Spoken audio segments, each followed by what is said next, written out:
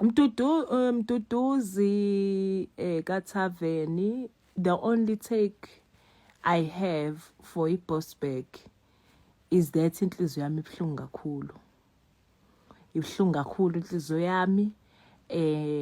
I went on Twitter and checked the thread, and I was actually surprised ukuthi there are people who saved up videos of people belimele bekhala, and I can't erase what I saw, and I can't erase the sound of their scream in my ears, so I didn't want to continue and follow the story and read ukuthi iqalephi Xplosion and nani. It's just that inhliziyo yami nje ibuhlungu, and I prayed about it when I saw it on Twitter ukuthi hey uNkulunkulu wami, abantu bakho abahambile, they must rest in peace.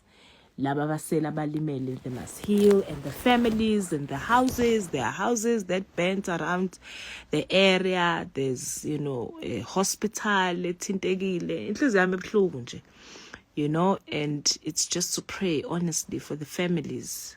That's my take. Mdudu's Judy_babes. Wow, a lot of good things happened this year. Sadly, feel only the worst one that I'm going through, but thanks for reminding me that we need to be grateful. Yes, absolutely.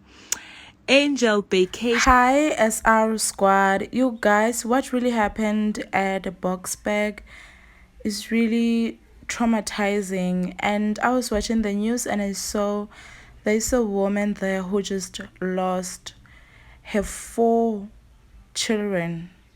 Guys, just imagine 4 children gone same day, almost same time. It is just so sad, and we pray for their healing, and it is also said that the driver is arrested.